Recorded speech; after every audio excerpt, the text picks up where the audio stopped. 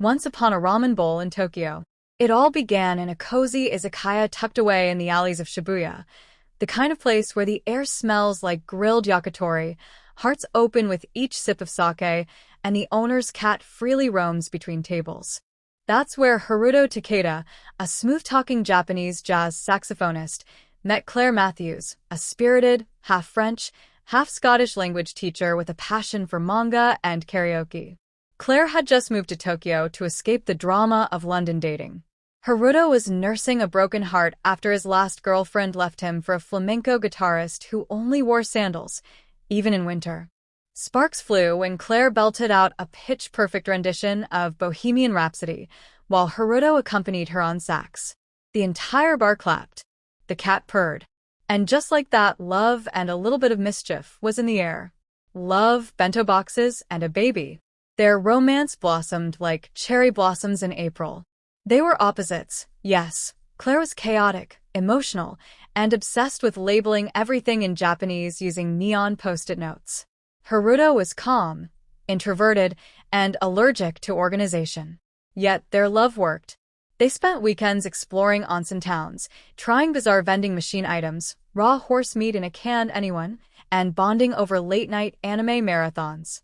A year into their whirlwind romance, during a trip to Kyoto, Claire got tipsy on plum wine and screamed from a temple balcony, "I want your baby, Haruto." A group of elderly tourists applauded. Haruto, blushing furiously, whispered, "Okay, but let's talk after breakfast." 9 months later, Aiko Emi Takeda was born, a bouncing, bilingual baby girl with Haruto's musical talent and Claire's fierce personality. She could say no in both English and Japanese by the time she was 10 months old. Impressive, yet terrifying. The marriage, a beautiful mess. They decided to get married not with a big, traditional ceremony, but in their own way. Barefoot on a beach in Okinawa, with Haruto's jazz band playing and Claire's grandmother attending via Zoom, shouting, "Don't mess it up this time," through crackling audio. Marriage life was chaotic, but fun. Mornings were filled with Claire trying to make onigiri with peanut butter, a crime in Haruto's eyes, while Haruto tuned his sax at 6 a.m. Evenings were debates over whether Aiko should watch Doraemon or Peppa Pig. Claire insisted on Peppa because Doraemon has gadgets and no morals, while Haruto said Peppa was rude and loud, just like you when there's no Wi-Fi. Still, it worked. For a while. Cracks in the sushi roll.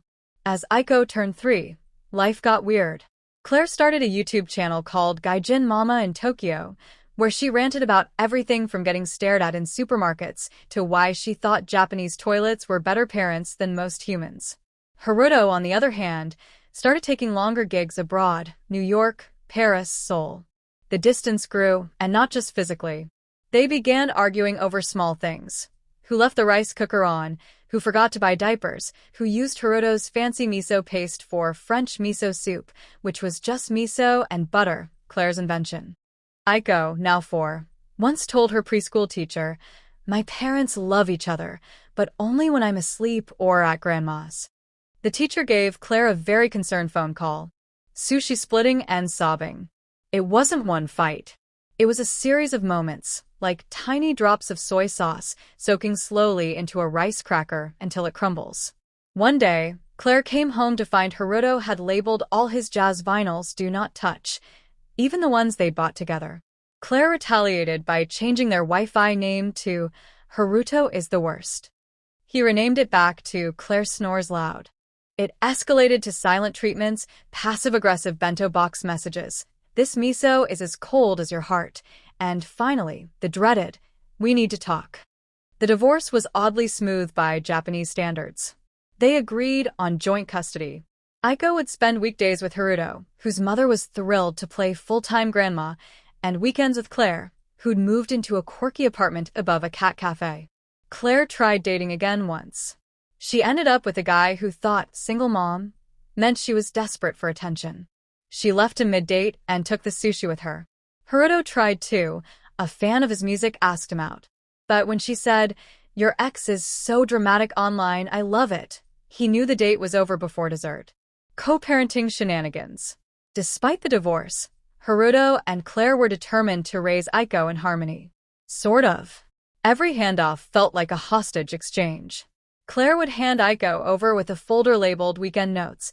She's addicted to seaweed snacks. Don't let her eat 5 in a row. She will turn green.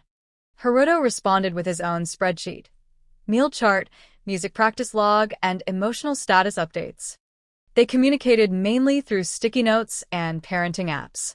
One day Claire wrote, "Can you tell Aiko that raccoons are not pets?" Haruto replied, "Can you tell her that French kisses are not a bedtime topic?" Aiko, of course, milked it. She told Haruto that Claire let her eat cake for breakfast, true, and told Claire that Haruto said she could have a pet squid, false, hopefully. A very Japanese reunion.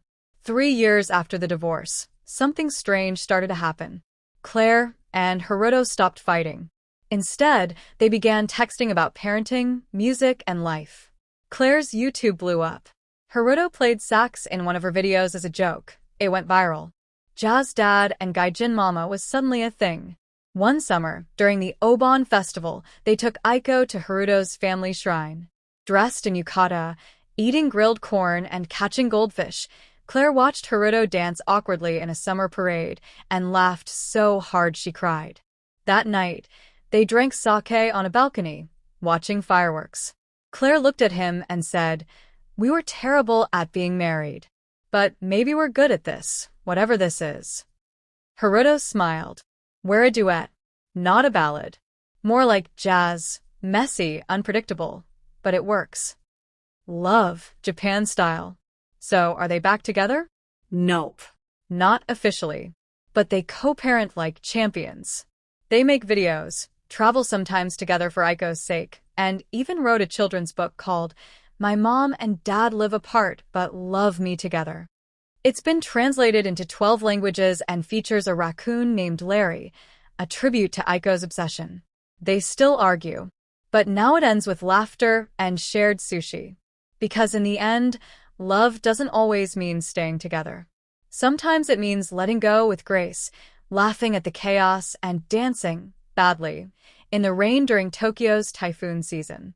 Oh, and yes, Aiko finally got a pet.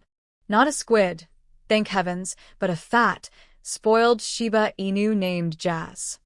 And every time Claire hears Haruto play on stage, she smiles and says to herself, "He may be my ex, but he'll always be my favorite mistake."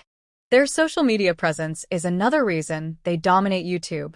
Dylan's got over 20 million followers on Weibo, sharing everything from goofy selfies to behind-the-scenes glimpses. Shen, with 15 million followers, posts adorable reels that fans can't resist. These moments are perfect for fan-made content, like Dylan Wang's funniest social media posts or Shen Yue's cutest moments, which rack up views and shares. Their engagement with fans through live streams and Q&As keeps the Daishin fandom thriving, ensuring every clip, edit, or reaction video gets massive traction.